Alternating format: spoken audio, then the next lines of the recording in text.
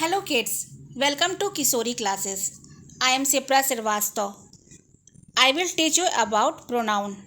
Class 4, book name James English Grammar. First of all, we will study about definition of pronouns.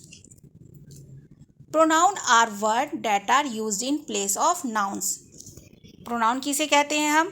तो pronouns are words that are used in place of noun. यानी जो संज्ञा के स्थान पर आता है उसे हम प्रोनाउन बोलते हैं, सर्वनाम बोलते हैं. Pronoun make sentence better and less repetitive compare this sentence. Pronoun क्या करता है? सेंटेंस को बेटर बनाता है और जो बार बार नाउन यूज़ होता है उसको कम करता है. जैसे हम नीचे के जो एग्जाम्पल हैं उसमें देखेंगे. Armin sat under a tree. Armin opened a notebook and began to write something in the notebook. Second line में क्या है? Armin sat under a tree. She opened a notebook and began to write something in it. पहले वाले sentence में क्या हुआ? बार बार Armin repeat हुआ ना. दूसरी वाले में सी और इट का यूज हुआ. आर्मिन के लिए ही हुआ ये वर्ड यूज.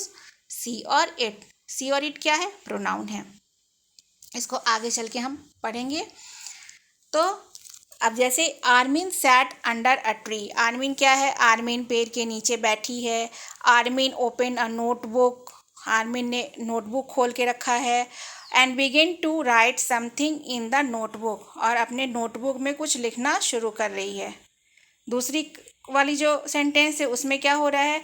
सेम सेंटेंस है लेकिन इस पर ध्यान दीजिए. Armin sat under a tree. Armin पेड़ के नीचे बैठी है. She opened a notebook. वह नोटबुक खोल कर बैठी है. And begin to write something in it. और उसमें वह कुछ लिख रही है. Here she and it are pronoun. यहाँ पर क्या है? सी और इट प्रोनाउंस है. They are used in place of noun. Armin and notebook use हुआ है ना. ये आर्मिन और नोटबुक क्या है? ये नाउन है और इन दोनों के जगह पे सी और इट का प्रयोग हुआ है. तो ये प्रोनाउन हो गया. कुछ प्रोनाउंस ये हैं जिसको हम पढ़ के बताते हैं आपको. I, me, we, us, you, they, them, she, her, he, his, him and it are pronounce. ठीक है, इसको आपको माइंड में सेटअप करके रखना होगा. आगे हम पढ़ेंगे इसको कि इसका कहाँ किसका यूज़ होगा. ठीक है ना. अब आगे बढ़ते हैं. हम गुड टू नो जानते हैं. गुड टू नो में क्या है? इट का यूज़ बताया गया है. The pronoun it can be use for a plant and animal and a non living things. मतलब कि इट का यूज़ हम कहाँ कहाँ करते हैं? प्लांट्स के लिए करते हैं, एनिमल्स के लिए करते हैं और नॉन लिविंग थिंग्स के लिए करते हैं. आगे के एग्जाम्पल में क्या है? Padma open the diary and started reading it. यहाँ पर डायरी क्या है? नाउन है और इट क्या है? प्रोनाउन है. ठीक है ना. और डायरी क्या है? नॉन लिविंग थिंग है. तो इसके लिए हमने क्या यूज़ किया? क्या यूज़ किया आप बताइए? इट यूज़ किया ना. फिर आगे mouse. The mouse saw the cat and it ran into a hole. तो इसमें माउस क्या हो गया? ये एनिमल हो गया और इसके लिए हमने इट यूज़ किया. और माउस के लिए हमने शी, ही ये सब यूज़ नहीं किया ना. नहीं किया. तो इसको बिल्कुल माइंड में सेटअप करना होगा कि प्लांट, एनिमल और नॉन लिविंग थिंग के लिए हमें इट का यूज़ करना है. ये आप लोगों का क्लियर हो गया. अब आगे बढ़ते हैं. आगे आता है words such as mine, yours, his, hers, ours and their are possessive pronoun. मतलब mine, yours, his, hers, ours and their क्या होते हैं? ये पॉजेसिव प्रोनाउंस होते हैं. पॉजेसिव प्रोनाउन का मतलब क्या होता है? अधिकारवाचक. They are used in place of nouns.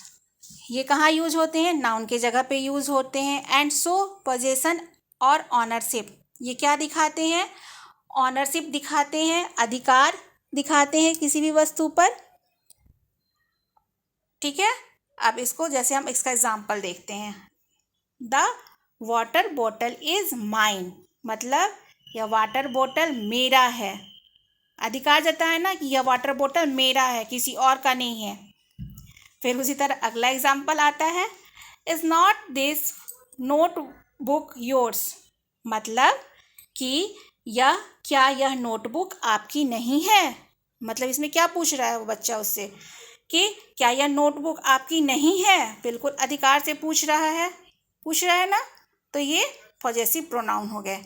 फिर the blue house is ours, वो जो ब्लू कलर का घर है वो हमारा है।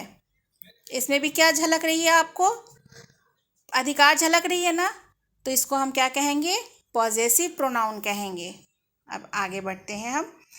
आगे लिखा है कि pronoun can be divided into 3 classes. Pronoun जो है वह 3 भागों में बटा हुआ है। कौन से उसके भाग हैं? Pronoun of the first person are I, me, mine, we, us and hours.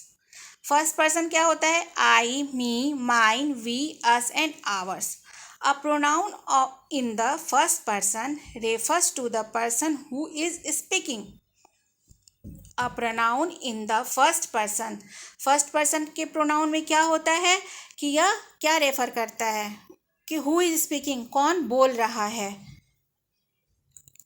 या फिर हम ये कह सकते हैं कि इस सर्वनाम का प्रयोग खुद के लिए किया जाता है, स्वयं के लिए किया जाता है। जैसे I am going to home, जैसे I am going to watch the play. ठीक है, इसमें खुद अपने बारे में बात हो रही है ना। अब अगला बढ़ते हैं हम। Pronoun of the second person are you and yours. A pronoun in the second person refers to the person being spoken to. मतलब इस सर्वनाम में क्या होता है कि इसका प्रयोग जो होता है वह दूसरों को संबोधित या दूसरे से बातचीत करने के लिए किया जाता है। जैसे एग्जाम्पल में लिखा है you should come with me, मतलब तुम्हें मेरे साथ आना चाहिए। तुम किसी दूसरे को संबोधित कर रहे हैं ना। उस एक लड़की जो दूसरे बच्चे से बोल रही है, बता रही है, उसको बात कर रही है उससे। तो ये हो गया हमारा सेकंड पर्सन। अब आते हैं हम थर्ड पर्सन के बारे में। Pronoun of the third person are she, her, hers, he, him, his, it, they, them and theirs. Third person में क्या होता है कि इसमें हम किसी तीसरे व्यक्ति के बारे में बात करते हैं। ठीक है, इसमें हम क्या करते हैं, किसी तीसरे व्यक्ति के बारे में बात करते हैं। जैसा कि आप पिक्चर में देख रहे होंगे कि 2 बच्चा है नीचे और एक जो बच्ची है वो दूसरे बच्ची के बारे में कुछ सोच रही है और क्या कह रही है, let's ask her to come to, मतलब चलो उससे पूछते हैं कि वह भी चले। मतलब उस बच्चे से कहती है कि चलो उससे भी पूछते हैं कि वह भी चले। तो इसमें हम किसी तीसरे व्यक्ति के बारे में बात की जाती है। आई होप आप लोगों को समझ में आया होगा। थैंक्स बच्चों।